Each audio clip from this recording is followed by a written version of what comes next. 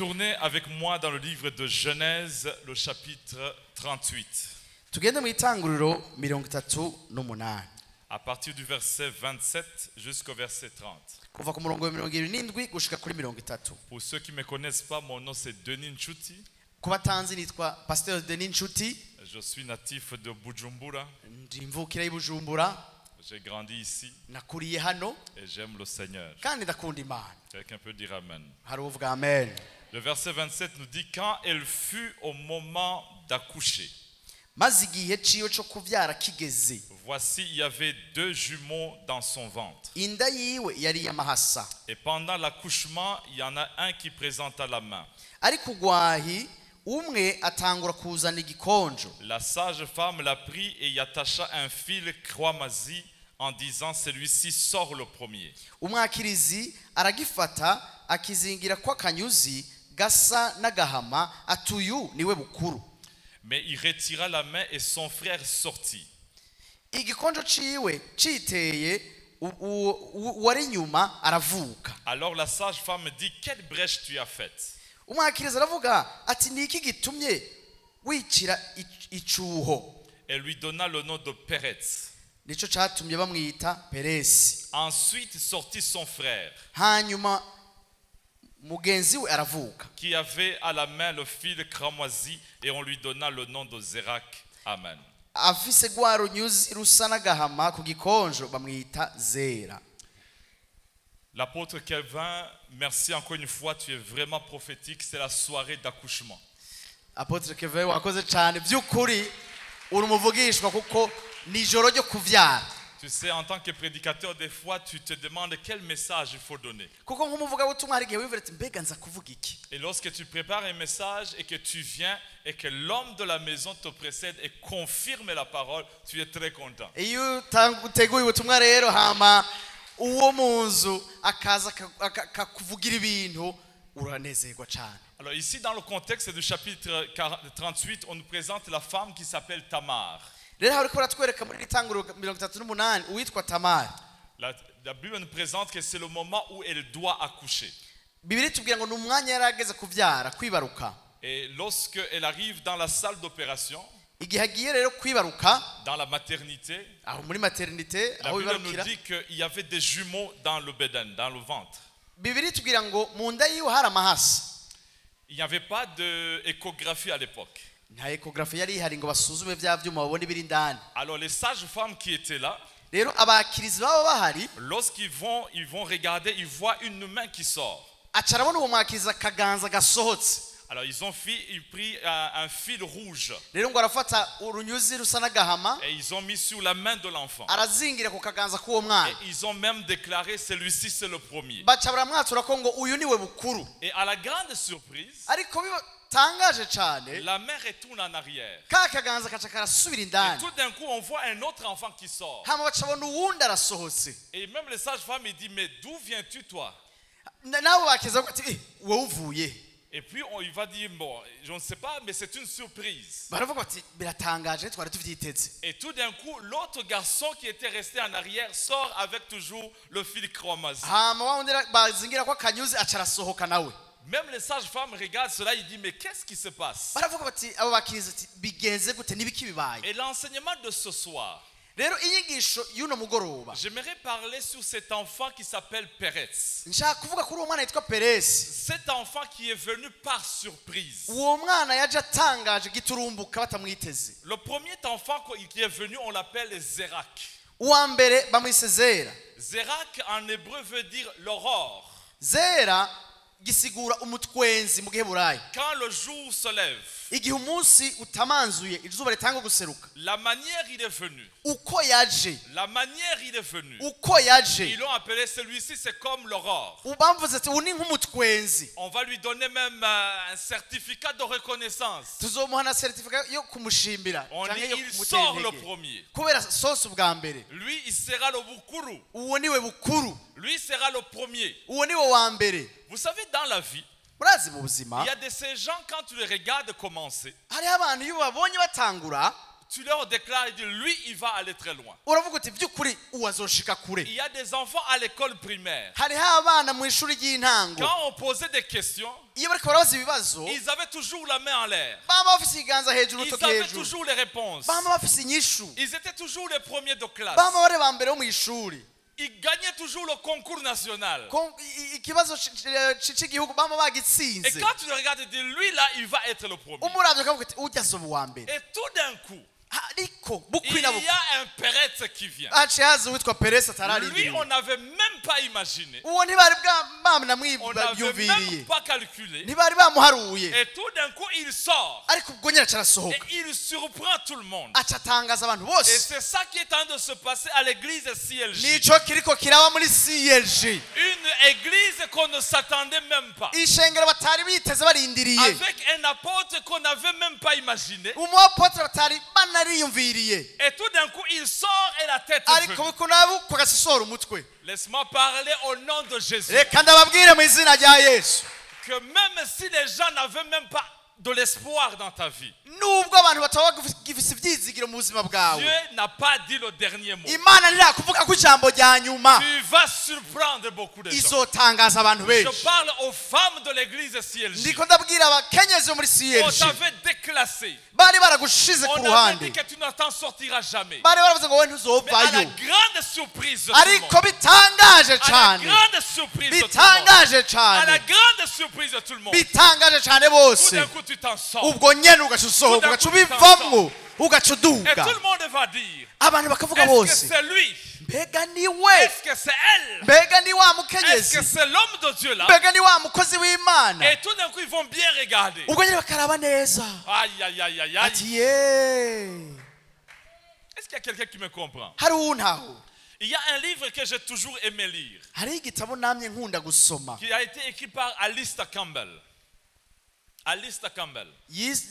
cyanditswe n'umuntu yitwa Alistair Campbell. C'était le conseiller de communication de Tony Blair. yari umuhanuzi mu byerekeye gutuma tumanako amakuru wa Tony Il a Blair. écrit un livre qu'on appelle Winners. yanditse igitabo cyitwa Winners cyangwa abanesha. C'est un livre qu'il a écrit pour montrer comment les gens s'en sortent. yanditse yerekana ukungena abantu bashobora gutera imbere. Et dans son livre, il écrit 5 choses qui bloquent souvent les gens. arandika rero ibintu bitanu bituma abantu bahagarikwa mu gutera imbere kwabo. La première chose, il dit, les choses qui bloquent les gens, c'est le déficit académique.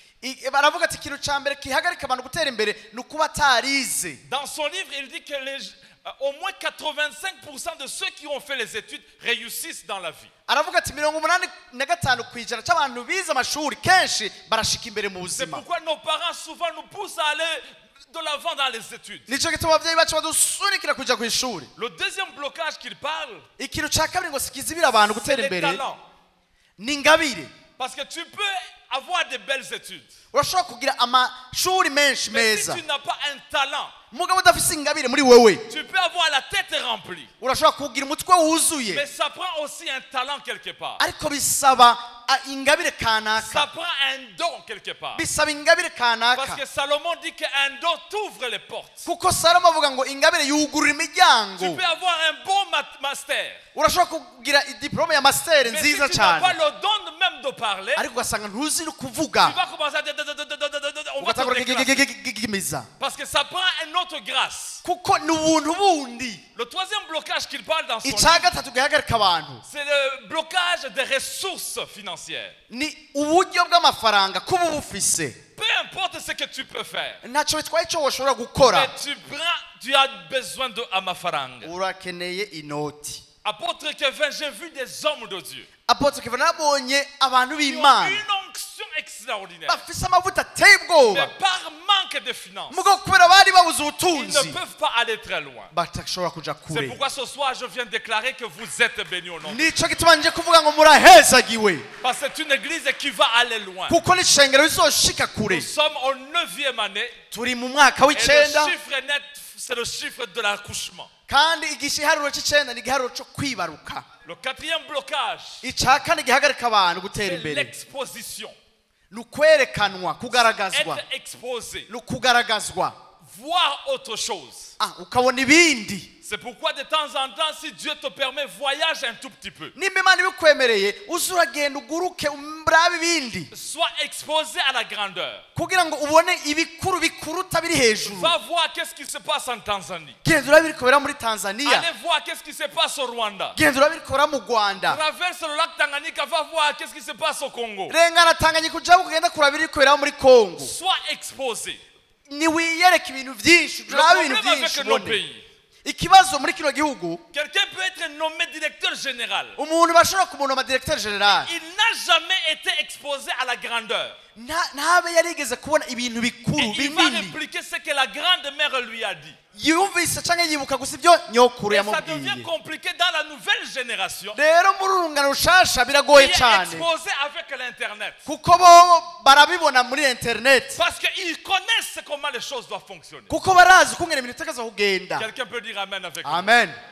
La cinquième blocage qu'il parle, Icya gatanu avuga c'est avoir des relations. ni ukugira imigenderanire n'abantu, kumenyana n'abantu, Avoir les relations. kumenyana n'abantu, Connaître quelqu'un qui connaît quelqu'un qui connaît quelqu'un. kumenya umuntu azi umuntu azi umuntu azi umuntu, Parce que ça va t'ouvrir certaines portes. kuko bizokugurira imiryango imwe imwe. Et dans son livre, il parle que ces choses, si tu ne les as pas, ça va te bloquer quelque part. Muri icyo gitabo rero aravuga ati ibyo bintu utabyumvise hari ahantu bizokuhegarikira. Et je vois un Pérez qui veut sortir. Rero nkabona Peresi ashaka Et gusohoka qui est bloqué par la main de quelqu'un. ariko yahagaritswe n'ikiganza cy'uwundi muntu. Normalement, j'ai 5 enfants. jewe mfise abana batanu. Un enfant ne sort pas avec les doigts. Umwana ntatangura gusohora amaboko, Un enfant sort avec la tête. asohora umutwe. Mais Zérak veut tricher et commencer par la main. Umugabo zera ashaka wo gutrisha asohora Et il ikiganza, commence à se dire, il dit, je veux sortir le premier. ataravuga ati jewe ndasohoza ubwa Mais mbere, l'autre est là, il est coincé, il est bloqué. Il est ariko wa wundi bloqué. yahagaritswe ntashobora kurengana Parce qu'il dit que mon temps est arrivé. kuko bavuga ati iki bihe canje Peut-être que ce cyashize, n'est pas les études que ça prend. ariko ntibisaba amashuri, Peut-être que ce n'est pas des relations que ça prend. kumbura si imigenderanire bisaba, Peut-être que ce n'est pas les finances que ça prend. cyangwa se ifise amafaranga bisaba, Mais ce que je sais, c'est que mon heure a sonné. ariko icyo nzi ni uko isaha yanje yashitse. Je ne connais pas les États-Unis. Sinzi leta zunze ubumwe za Je Amerika, ne suis pas exposé. sindigera ndabibona, Mais ce que je sais et je sais et je ariko sais, icyo nzi nkazi l'heure nkazi a sonné ni uko umwanya washitse et je dois sortir. kandi ntegerezwa gusohoka, Dans le ventre, il n'y a plus d'oxygène. kuko mu nda nta mpwemu zigihari Et l'espace devient trop petit. kandi ikibanza cyabaye gito. Et si tu veux tricher, c'est ton problème, mais moi je dois sortir. niba ushaka gutisha kwibana akazi kawe ariko jewe ntegerezwa gusohoka. Je parle aux gens qui sont ici depuis lundi, mardi, mercredi, ndiko jeudi, ndabwira abantu bari ngaha kuwa mbere kuwa kabiri kuwa gatatu kuwa kane, qui sentent que leur temps a sonné. bakumva ko isaha yabo yashitse, Prophétiquement, ils sentent qu'ils barumva doivent, mu mvugishwa yuko hageze, qu'il y a quelque chose qui doit naître. yuko hari ikintu gitegerezwa kuvuka. Ce n'est pas normal ce que je vis. ati si bisanzwe ibyo ndiko ndabamwo, Je manque d'oxygène. ndiko ndabura impwemu, Je suis asphyxié. ndiko ndabura Il impwemu, y a une pression qui est là dans hari l'air. ikintu kiriko Je suis kirancinyiza, combattu par toutes sortes de combats. ndiko ndagwanywa n'ingwano nyinshi. Et là, c'est un signe qui me montre que l'heure a sonné et Ico- je dois sortir. ni ikimenyetso kikwereka yuko isaha yageze, harageze Il y gusohoka. a des gens qui sortent cela ce soir. mbega hariho abantu bumva ibyo kuri uno Tu mugoroba, sens et tu sens qu'Avamar est prêt et le temps de urumva sortir, neza, il y a un blocage qui est là. womenga wogenda mugabo hari ikintu umengo ntikikureka ngo urengane. Lorsqu'on allait avoir notre 4e enfant, igihe twagira turonka umwana wacu wa kane, ma femme m'a dit, écoute, je sens Ibissé, je sens que c'est le temps. umufasoni yanjye arambwiye ngo ndumva ibise, ndumva yuko hageze. Bon, nous les hommes, on obéit seulement. On ne sait pas qu'est-ce qui se passe, nous on y va seulement. abagabo turahezagira gusa, twe turagenda gusa ntituzi ibiba biriko biraba. Vendredi très tôt le matin, 4 heures, je prends la voiture, je roule, je vais à l'hôpital. kuwa gatanu saa 10 y'ijoro mfata umuduga tuja kwa muganga. On arrive là-bas, les infirmières checkent, ils disent non, ce n'est pas le temps. abainfirmiere baravye dushitseyo bavuga ati oya ntiharagera, On rentre à la maison. turataha. Samedi, elle me réveille très tôt, elle dit aïe aïe aïe aïe aïe aïe aïe, c'est le temps, on doit partir. kuwa gatandatu barambwira ati "Ye, harageze tugende." J'ai dit à vos ordres, madame. ati nyakubahwa On y kanza va. sabwa tugende. On arrive à l'hôpital, on nous dit les centimètres c'est trop petit, c'est pas encore le temps. kwa muganga bati ntiharagera n'ubu." Le lendemain matin, elle me réveille encore très tôt le matin. On y va, on y va, on y va. bukeye turasubira kwa kundi nyene On est parti, on nous dit non, pas encore. dushitse kwa muganga bati oya ntiharagera n'ubu Le lundi matin, kuwa mbere mu gatondo là, elle me dit, écoute, tugende. arambwira ngo tugende. On est parti, je prends la valise, j'ai tout préparé, j'ai dit, on y va maman, on y va doucement. mfata ivalizi byose ndafata turagenda bukebuke. On arrive à l'hôpital, dushitse kwa muganga il vérifie, barasuzuma il dit, ce n'est pas encore le temps. ati ntiharagera. Alors les hommes, il ne faut même pas faire un commentaire. rero abagabo Tu twihoze dis maman, ce n'est pas encore le temps. uti ntiharagera Parce que si tu commences à t'énerver, ça devient compliqué. kuko utanga ubushapfura bica biba urudubi. Alors, le mardi matin, kuwa kabiri mu gatondo là, elle me dit, on y va. arambwira ati ubu rero Et je la regarde, et je vois dans les yeux Tugende. qu'on y va seulement. ndabona mu maso avuga nti reka tugende. On arrive à l'hôpital, on vérifie, il dit, ce n'est pas le moment. tugeze kwa muganga barasuzuma bavuga ngo ntiharagera. Vendredi, samedi, dimanche, lundi, mardi, bon. Le chiffre 5, c'est le chiffre de la grâce. vendredi samedi dimanche lundi umva gatanu n'igiharuro Là, je commence c'ubuntu à penser à autre chose. Elle dit, bon, maman, tu vois. Elle dit, on y va seulement à la maison. ntangura kwumvira ibindi turabona mugace bati wagi tugende basi. Midi arrive.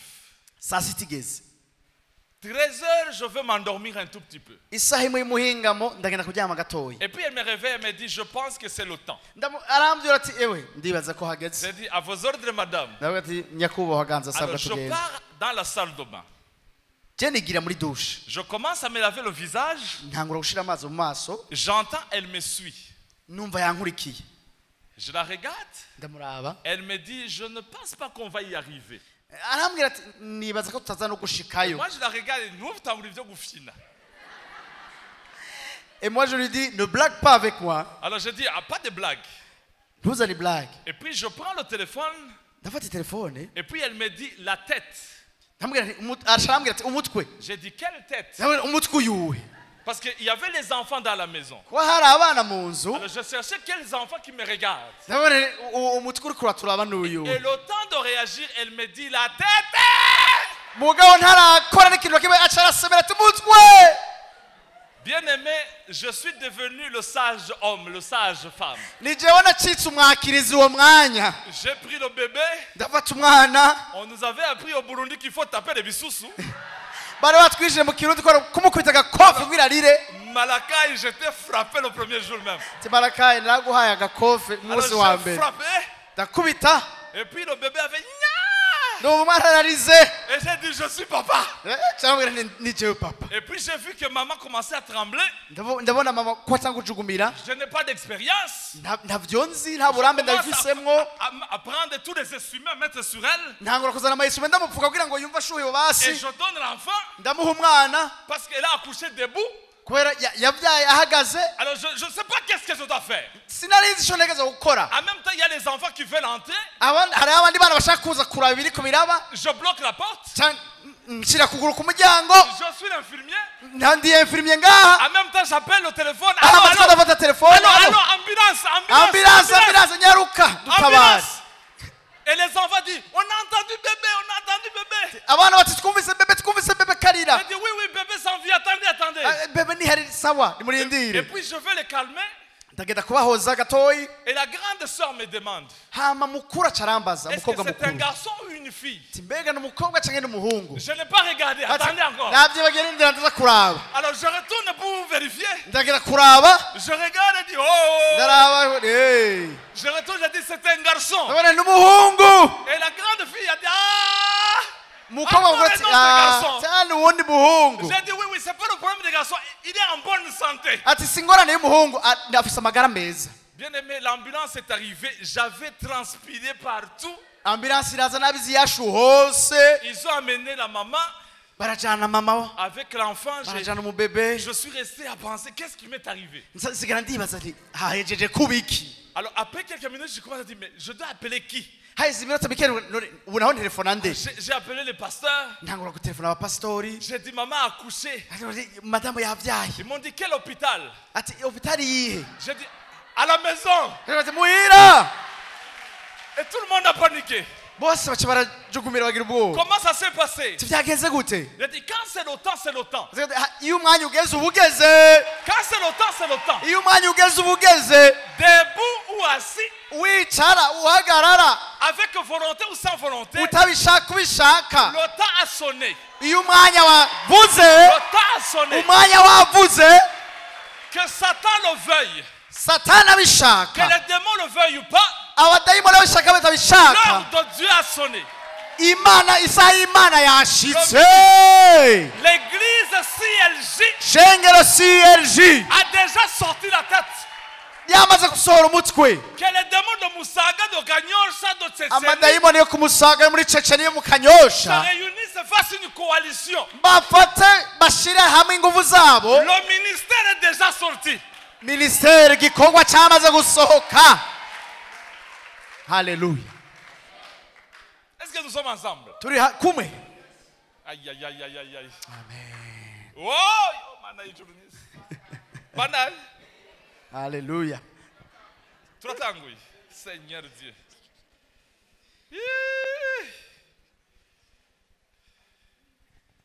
Il y a ces moments qui arrivent Hariho ibihe bishika où tu as tellement longtemps attendu. aho uba wararindiriye cyane. Et on t'avait déjà disqualifié. Bamaze kugushira ku ruhande bagukuye mu rukino. On avait déjà déclaré c'est lui le premier. Bamaze kuvuga ati ujya niwo wa mbere. Et tout d'un coup le décret change. Hamubwo nyene itegeko rigaca Et rihinduka. ils ont même la honte de changer parce que ce n'est pas normal. Bakagira n'isoni ryo guhindura kuko si bisanzwe ntibimenyerewe. J'aime donner ce témoignage en 1990. Ndakunda gutanga intahe ngo muri 1990 On avait l'équipe nationale du Cameroun bari bafise equipe nationale muri Cameroon qui a représenté l'Afrique dans le mondial. yari yagiye guserukira Afrika mu gikombe cy'isi yose. Et puis tout d'un coup, on a présenté un vieux monsieur qui s'appelle Roger Mila. Baca batwereka umuntu ashaje yitwa Roger Mila. Ceux qui connaissent encore le mondial de ce temps-là, Abibuka umupira w'ico gihe, Roger Mila à ce temps-là, il avait 42 ans. ico gihe Roger Mila afise imyaka 42. Ce sont ces gens qu'on appelle les vétérans. Nabo bita abakukurutse On a dit que bakukuruke. lui va jouer les 10 dernières minutes. Bavuga ati uyu azokina iminota 10 ya Et nyuma. quand le match était fini, Match yari irangiye. on les avait déjà battus 2-0. Bari bamaze kubatsinda 2 On kubusa. avait dit c'est fini le Cameroun. Bose Cameroon yasinzwe vyaheze. L'entraîneur regardait seulement Entraîneur ariko araraba gusa. et il disait à Roger Mila, viens seulement. Avuga ati Roger Miringo injira. Mouille un peu ton maillot. Si kugira ngo ubire akayaju gakeyi. Et tu vois Roger Mila qui commence. Et tout le monde a dit, mais qu'est-ce que lui va faire? Avuga ati uyu mutamaje gukora iki? Il a 42 ans. Afise imyaka 42. C'est la fin de sa carrière. Aramaze kuza guheza urukino rwiwe. Mais ce que les gens ne savaient pas, Ariko icyo abantu batari c'était le bazi temps de Dieu pour Roger Mila.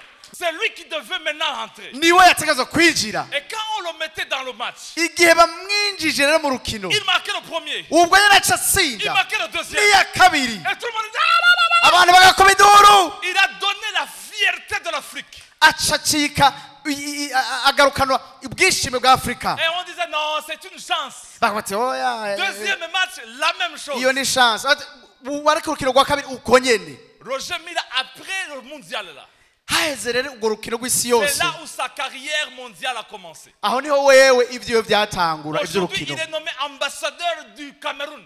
No munsi ni ambassadeur wo muri Cameroon. Même s'il est vétéran. Nubwo ari uwa wigeze. Mais quand la tête a déjà sorti, Bene data iyo umutwe wasohotse c'est le temps de Dieu.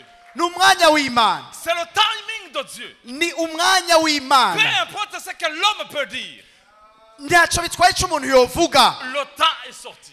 Umwanya washitse Je umutwe urasohoka. déclare et je déclare au nom de Jésus. Kandi ndabyatuye mu izina rya Yesu. L'église CLJ Ishengero CLJ va aller de gloire en gloire. ritegereza kuva mu bwiza rija mu bundi. Qu'à travers cette conférence, Biciye muri no conference il y a la naissance de Pérez. hariho kuvuka kwa Peresi. Quelque chose qui va surprendre tout le monde. Ikintu kizotangaza abantu bose. Même les gens ils disent, mais attendez, c'est la petite église là, N'abandi bazovuga ngo ni kagashengero. sur l'avenue King Solomon. Aha ni kuri ryabarabara King Salomo. Comment ils ont choisi King Solomon encore? Kubera ko bahisemo King Solomon Vous nyene. savez, quand c'est le temps de Dieu, Mbe murazi iya umwanya w'Imana ushitse Dieu sait comment mélanger les choses. Imana yazi kungena igira isupu yayo ikabikora neza.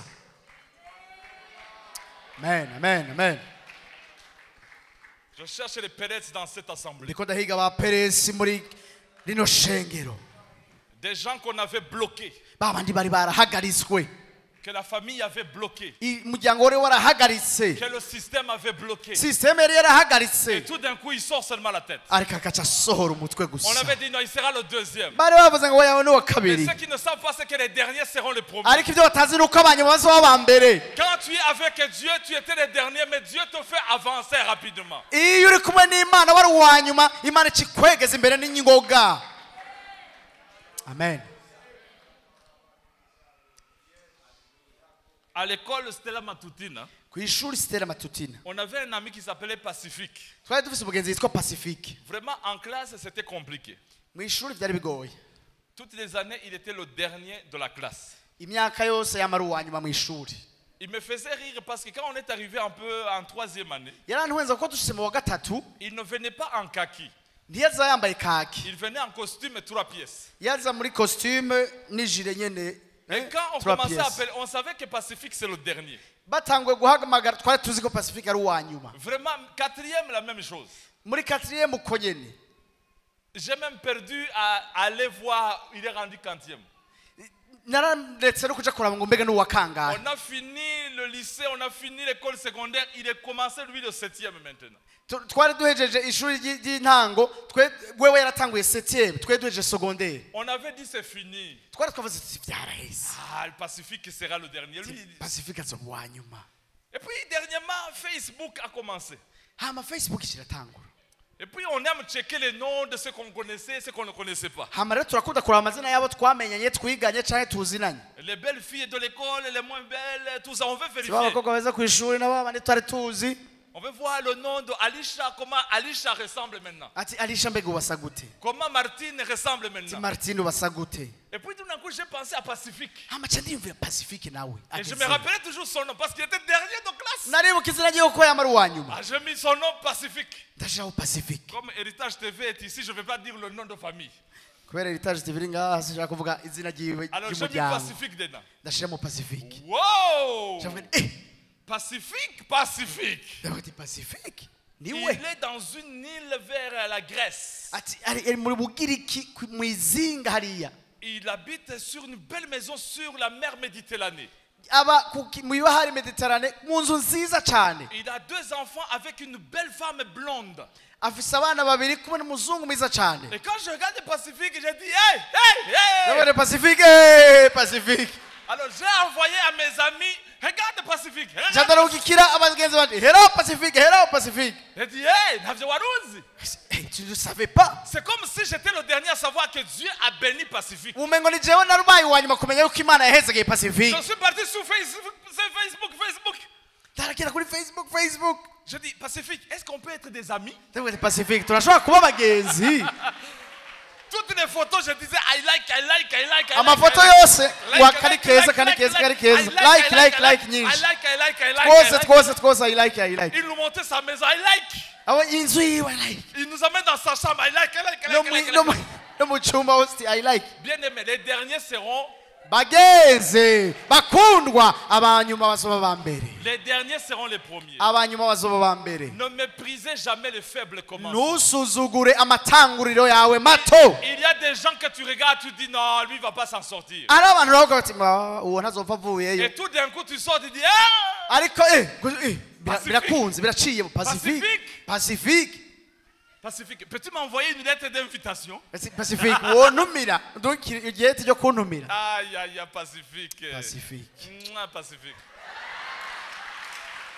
Pacifique.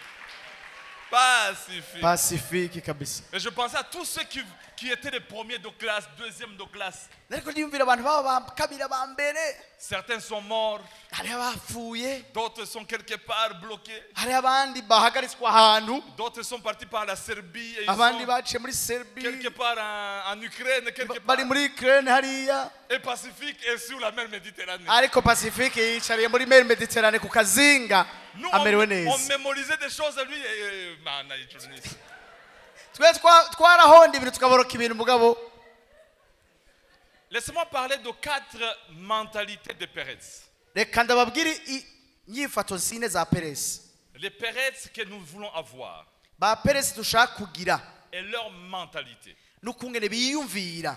La première chose, c'est que les Péretz commencent souvent en arrière mais finissent toujours à se dépasser.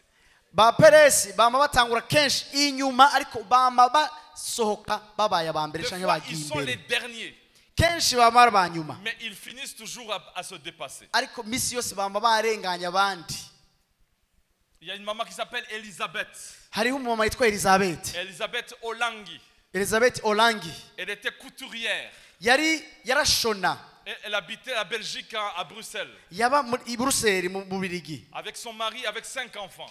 n'umugabo wiwe n'abana babo La batanu. vie était difficile. Ubuzima bwari bugoye, Et ils ont décidé de rentrer à Kinshasa. bacavuga ati reka dutahe Kinshasa, La vie compliquée. ubuzima bumeze nabi. Et Elisabeth, elle a vu que dans les couples, dans les mariages, il y a toujours des complications. Elizabeth acarabona ati mu miryango hama hari ingorane hagati y'abubatsi. Elle a commencé une petite cellule de prière, un petit ministère qu'on appelle le combat spirituel. Acaratangura cellule de prière no umugwi w'amasengesho witwa intambara mu buryo bw'impwemu. Et il faisait les après-midi, les dimanches après-midi. Akagira kuwa Mungu inyuma ya saa sita, Il commençait à 3, abakatangura ari batatu, et puis 5, hama barongerekana abo batanu, hama 10, et puis 20. hama 20. Et ça a commencé à grandir. Biratangura gukura. Dernièrement, je suis parti à Kinshasa. Igihe mperuka i Kinshasa Je suis parti voir le combat spirituel de Madame Elisabeth Olangi. nshanja kuraba iyo umugwi w'amasengesho wa Elizabeth Olangi. Papa Nangaye.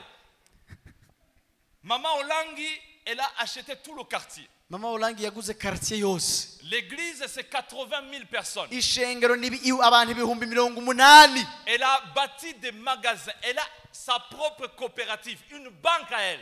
Afise banki yiwe, koperative yiwe, yubatse amamagaze menshi. Quand vous venez à l'église, c'est comme si vous allez au centre-ville. Iyo ugiye mu ishengero ugiye muri centre ville. Tu peux acheter ilengalenga, tu peux acheter itoma. Tout vient de Maman Olangi femme. Byose uramugurira niwe abirima. Et quand je regarde, je dis, attendez, c'est la Maman Olangi. Dabira Mama Olangi wa undi. Parce que des fois, on commence en arrière, mais on se dépasse aussi. Kuko kirimo arimo turahera inyuma ariko ugasanga turarenganya abantu. Je parle aux Pérez qui sont dans ce lieu. Ndiko ndavuga na Perez ari ngaha muri kino kibanza. Où tu sais que ton mari t'a abandonné. Aho uzi ko umugabo wawe yagutaye. Où tu sais que tu as des enfants que tu dois nourrir. Aho uzi yuko ufise abantu ugaburira. Et que tu sens que tu es la dernière sur la liste. Ukumva uwanyuma kuri rutonde. Je déclare que la même onction sur Madame Elisabeth. Ndatuye ngo amavuta ari kuri Elizabeth akubeko. Que Dieu te bénisse. Imana Que iguhezagire. Dieu te bénisse. Imana Que la iguhezagire. grâce de Dieu soit dans ta vie. Ubuzima bw'Imana bube ku buzima Et bwawe. un jour, on te regarde de la manière dont tu marches, on dit, hey, c'est Maman Olangi. Oui, c'est Maman Olangi. Bakakura bati ukuntu utambuka ni Mama Olangi ati niwe. Est-ce que c'est Chantal? Ati ni Chantal. C'est l'ex de l'ex de l'ex. Oui, c'est l'ex de Ati l'ex de l'ex. wa undi. Mais Dieu l'a visité. Ati kimana yaramugendereye. Et un bon samedi, tu vas venir à l'église. Hama samedi imucuza mu ishengero. Aujourd'hui, c'est le mariage de Chantal. Ati uno munsi n'ubugeni bwa Chantal. Chantal Ouyou. Ati quelle Chantal? Dan, dan, da, la. Dan, dan, da, la. Dan, dan, da, la. Et tout le monde regarde. Yeah, c'est Chantal. Baraka bati ni Chantal. Même son ex commence à cacher le visage. Na wa undi bigera gukunda nashobora gute. Moi, je pensais que c'était fini. Ati cyo nari nzi ko vyahise. Mais vous savez, quand c'est fini avec toi, Dieu vient de commencer. Yes, murazi iyo wewe biheze Imana ikitangura. La manifestation des fils de Dieu. Ukugaragazwa kw'abana b'Imana. Cette conférence va manifester beaucoup de fils et de filles de Dieu. Iyi conference izogaragaza abana b'Imana benshi abahungu n'abakobwa b'Imana. Depuis le départ, vous recevez, et je déclare qu'il y a une manifestation. Kuva mu ntanga muriko murakira kandi ndatuye yuko hagaragazwa kazoza kanyu Au nom de Jésus. mu izina rya Yesu. La deuxième chose, je vais rapidement. Icya kabiri reka tunyarutse. Les Pérez prennent leur position lorsque la porte s'ouvre. Ba Peresi baja mu kibanza cabo igihe umuryango wuguruye. Tu te positionnes.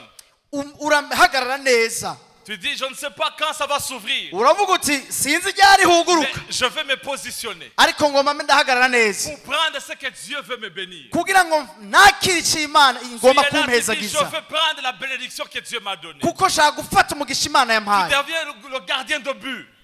Murabona umunyegori. Tu deviens comme Mackenzie à l'époque de Vitalo. Tu attends ta bénédiction. La bénédiction de Dieu dans ta vie. Parce que Dieu veut te visiter aussi. Tu t'attends à la bénédiction de Dieu. Mes enfants me disent toujours, tu témoignes les mêmes histoires. Les enfants des pasteurs, ils nous écoutent tous les années, tous les mois. Un garçon a dit, il va dire ça aujourd'hui, il va dire ça. Un jour, vous serez pasteur. Il y a une jeune fille qui s'appelle Laetitia.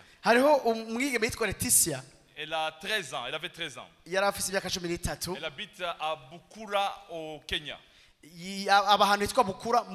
Lorsqu'elle a fini son école primaire, ses parents lui ont donné 2 petits lapins. Ils ont dit, écoute, on n'a pas l'argent pour t'envoyer à l'école secondaire. Alors la seule chose qu'on te donne, c'est le cadeau des lapins. Ceux qui ne connaissent pas, c'est que les lapins se multiplient très vite. Alors Laetitia a commencé à prendre soin de ces lapins. En quelques mois, en quelques années, ça a multiplié, ça a multiplié. Elle nous raconte qu'après 3 ans, elle a dû engager 13 femmes du village pour l'aider pour les lapins. Et les lapins sont multipliés. Au temps de Laetitia, la viande du lapin était devenue la viande populaire d'être mangée au Kenya. Les restaurants, les hôtels, tout le monde venait chercher des lapins. Laetitia a commencé à apprendre comment faire les calculs. L'argent est augmenté. Elle raconte dans son histoire que Dieu l'a tellement béni qu'elle a bâti une école primaire pour 400 élèves. Elle a commencé dernièrement l'Institut d'agriculture de Bukura.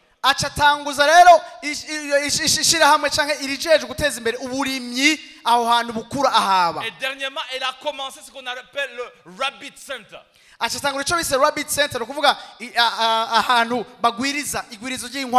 je regarde cette jeune fille, elle n'a que 19 ans. De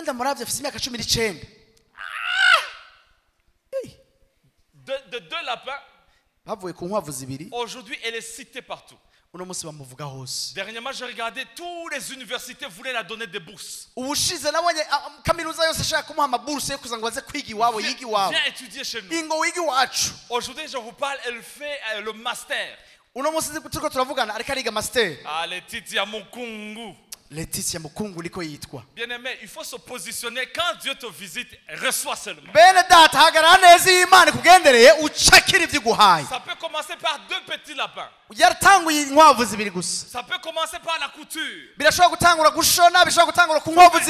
commencer à être commissionnaire. Mais rien ne dit pas que tu ne vas pas aussi atteindre. Quand Jacob a eu la vision, il a vu une échelle qui montait et qui touchait le sommet. Et Dieu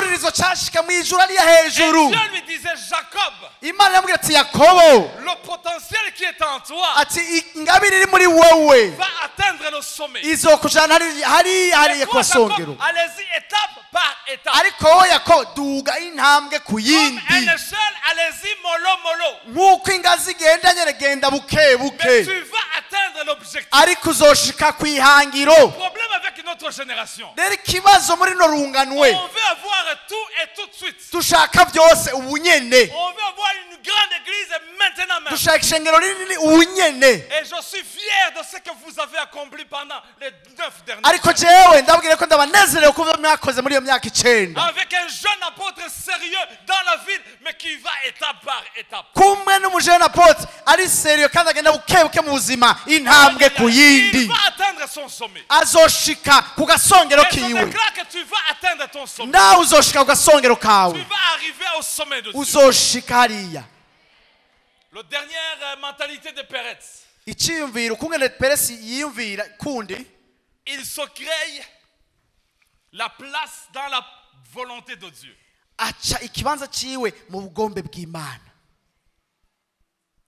Dieu commence à bénir. Matthieu nous le dit que Dieu, c'est le Dieu d'Abraham, d'Isaac. Je vois qu'on commence à appeler les gens qui vont amener le Messie dans le monde.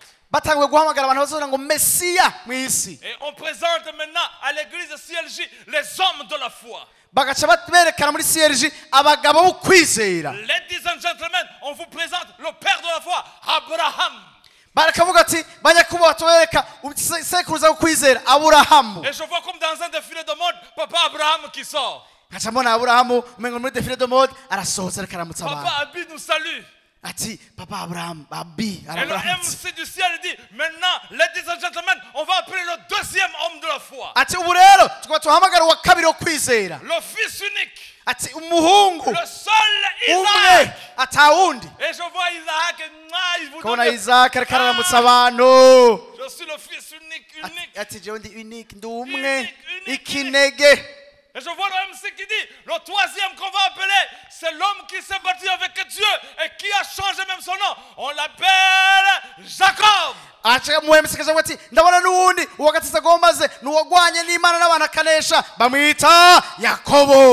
Jacob, lui, il vient avec un problème de jambes. Parce que la vie a été tellement dure que même l'ange lui a cogné quelque part. Il salue l'église en disant, ce n'est que par la grâce de Dieu. Je suis là seulement que par la grâce de Dieu. J'ai eu 4 femmes avec un problème dans la maison. Si je suis appelé maintenant, c'est seulement la grâce de Dieu. Le MC dit maintenant on va appeler l'irremplaçable. Le seul homme qui sait toucher le cœur de Dieu. Tout le monde se regarde. Joseph dit c'est moi. Ruben dit c'est moi. Et on va appeler maintenant Judas. Judas qui veut dire amener la louange devant Dieu. Je vois Judas qui vient. Lui, il devait être un Burundais. La manière il dansait devant les... Il disait, oh, yangiriye neza.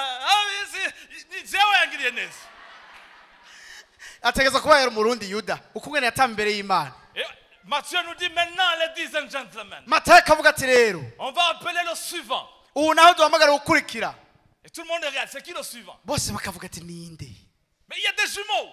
Ah, on voit la main qui sort. On veut déclarer. Mais la main est tournée en arrière. Mais qu'est-ce qui se passe? Mais on appelle qui? On dit les sages-femmes, c'est qui?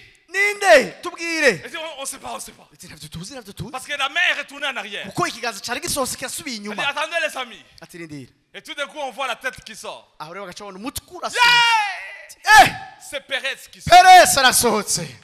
sort. Et dit je me positionne pour la bénédiction de Dieu. Aujourd'hui c'est le temps de se placer dans la volonté de Dieu. Je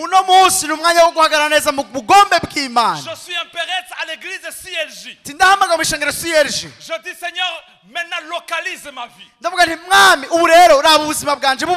Je suis dans une situation difficile. On va me chasser de la maison. Mais sauf vendredi. Tu dois me faire du bien. Je dois entrer dans la liste des gens que tu as fait du bien. Lorsqu'on parlera de Rachel, lorsqu'on parlera de Chantal, lorsqu'on parlera de Willy, lorsqu'on parlera de Kevin, lorsqu'on parlera de Lopez, Seigneur, moi aussi fais du bien. Je viens avec ma petite tête seulement. Et j'aimerais que tu me bénisses. Que tu me bénisses. Que tu me fasses du bien. Manifeste ce qui est caché en moi. Explose ce qui est en moi. reka ubisohore n'inkomezi. Oui, la vie était dure dans ma vie. ubuzima bwarangoye. Mais je viens vers toi. ariko nje imbere yawe Et je sais que tu as une bénédiction. kandi ndazi ko mfitiye umugisha. Je sais que tu vas me faire du bien. ndazi kuzongirira Je neza. sais que tu m'as jamais oublié. ndazi kutanyibagiye. Je sais que tu vas me bénir aussi. ndazi kuzomezagira Je nanje. sais que tu vas me dire toi aussi tu es béni. nanzi kuzombwira ngo nawe urahezagiwe.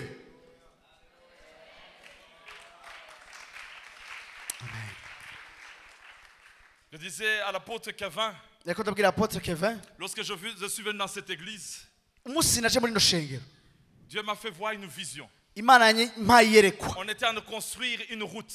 bariko barubaka ibarabara. Et je disais, cette route amène vers où? ndavuga nti iryo barabara mbega Et rijahe. je voyais comme si c'est sur le jour où je venais ici. ndavuga wari umunsi ariko ndaza. Et puis je me suis mis à regarder comment on construisait ces routes. hama iryo barabara nariko nderekwa nca ntangura kuraba ukungene bariko bararyubaka. Ils avaient mis des pierres, on avait mis du sable, on avait mis du ciment, même des verres, on avait tout mis. bari bashizemo vyose, amabuye, isima, umusenyi n'ibirahuri bamenye byose byari bimwo. Et c'est comme si c'était profond. ariko wamengo n'ahantu harehare havuye kure. Et puis on me dit maintenant on va mettre le goudron. baravuga bati ubu rero tukoma tushireho Ça ikaburimbo. c'est la dernière étape. ati iciye ni ntambwe ya nyuma. Et je regardais, ça va être un petit chemin, une avenue. ndavuga none kazoba kayira gato Et gute. j'entends un boulevard. ndumva bambwiye ngo kizoba ikibarabara kinini. Et je suis venu hama ndaza et j'ai dit, cette église, ndavuga nti iri shengero vous êtes bénis par le Seigneur. murahezagiwe n'Imana. C'est vrai, il y a des choses que tu sens que ça a pris du temps pour remplir. ego nibyo hari ibintu umengo byarafashe umwanya kugira ngo buzuze bivuye kure. Mais Dieu est en train de préparer le boulevard de CLG. ariko Imana ikiraho irategura ibarabara rya CLG rinini. Quand on va commencer à accélérer, igihe tuzotangura rero kuca mu muvuduko tugenda tunyaruka. ce sont ces boulevards qu'on a 4 voitures ici, 4 voitures de ni l'autre. ya mabarabara manini cyane aho usanga hari imiduga itatu ngaha canke ine ngaha. Ce n'est pas le boulevard de 2 petites voitures, non, si ka kandi gatoya k'imiduga ibiri gusa, oya ine ngaha ine hariya. Et j'étais en train de regarder. ariko ndaraba J'ai dit, Seigneur, ndavuga ni mwami, c'est un peu bizarre cette église. none iryo shengero kumengo ntibisobanutse Je neza. suis venu, j'ai regardé, ndaraba rero neza ndabona rya shengero. j'ai dit, ndavuga ni il y a quelque chose. ndatahuye hari ikintu. Et je parle aux membres de l'église de CLG. rero ndiko ndabwira mwebwe bana b'ishengero CLG, Peut-être tu vis des moments difficiles, kumbura uriko uraca mu bihe bigoye, mais tu es à la bonne place. ariko uri mu kibanza ciza, Tu es dans la bonne église. uri mu ishengero ryo. Dieu a pris le temps de vous préparer. Imana yarafashe umwanya wo kubategura. Des fois, c'est dur. rimwe nivyo biragoye. C'est comme quelqu'un qui dit, mais tu m'as fait passer le désert. ni nk'umuntu avuga ngo wancishije mu Et Dieu bugaragwa. dit, oui, je t'ai fait faire le désert. Imana ikabwira ati ego nagucishije mu Pour bugaragwa, t'apprendre ariko que l'homme ne vit pas du pain seulement, utegerezwa kwiga ko umuntu atabeshwaho n'umukate gusa, mais de toute parole qui sort de la bouche de ariko Dieu. abeshwaho n'ijambo ryose riva mu kanwa k'Imana. Il y a de ces moments où tu sens c'est dur. hari ibihe wumva bigoye, Mais je sens que Dieu vous dit, c'est venu de moi et je veux ariko exploser la ndumva grâce. Imana ikiravuga ngo byavuye kuri jewe kandi nshaka gusohora ikiri muri mwebwe. Nous allons prendre quelques minutes pour prier. reka dufate umwanya mutoya dusenga. Il y a de ces enfants qui ne veulent pas sortir. hariho abana usanga badashaka gusohoka mu Il y nda ya a ba de ces nyina. destinées, de ce business, cette hari entreprise. iryo shirahamwe urwo rudandazwa. Sur le papier, tu as déjà accouché. igipapuro waramaze kuvyandika biraboneka warakivyaye, Mais c'est comme s'il ne veut pas sortir. ariko by'ukuri ntibirasohoka ngo bigaragare. Ça, c'est ce vendredi où tu dis la tête. rero umugoroba uvuge ngo umutwe Aujourd'hui, la tête doit sortir. uno munsi umutwe utegerezwa gusohoka. Ça fait longtemps que tu attends ton mariage. haheze umwanya muremure urindire mariage yawe. Willy t'a proposé. wiri yarakubwiye Ça n'a pas marché. ntibyakunze. Chimbalanga t'a proposé. shimbalanga yaraje nawe Ça n'a pas biranga fonctionné. ntibyakunda. Ndikumana est venu. ndikumana nawe Ça araza n'a pas fonctionné. ntibyakunda. Ce soir, c'est la soirée où tu dis au nom de Jésus. uno munsi niho uvuga ngo mu izina rya Yesu. C'est la soirée où Dieu te bénisse. ni wa mugoroba Imana iguhezagira, Où tu dis comme Jacob, Seigneur, je ne te lâche pas. aho uvuga nka Yakobo, Mana sindakurekura Si tu ne m'aies béni. utampezagiye. On va se tenir debout. reka tugiye guhaguruka. Prends la main de ton voisin. Si on peut prier 2 à 2 ou 3 à 3, ça serait une bénédiction. Mais tu as besoin d'un sage femme ou d'un sage homme. Tu vas déclarer au nom de Jésus que la destinée, la grâce qui est en toi puisse exploser, puisse s'en sortir. C'est la soirée de naissance. Prions ensemble. Élève ta voix au nom de Jésus.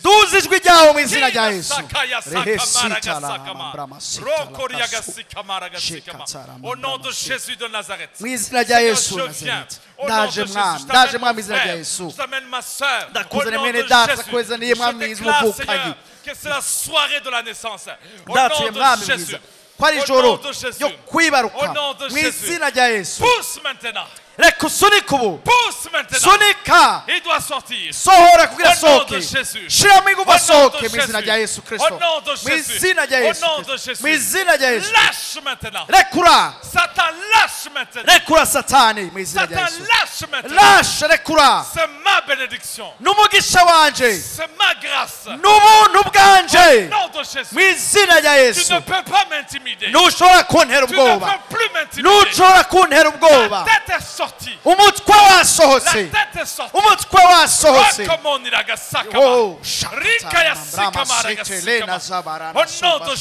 mu izina rya Yesu mu izina rya Yesu mu izina rya Yesu avec ou sans ton accord.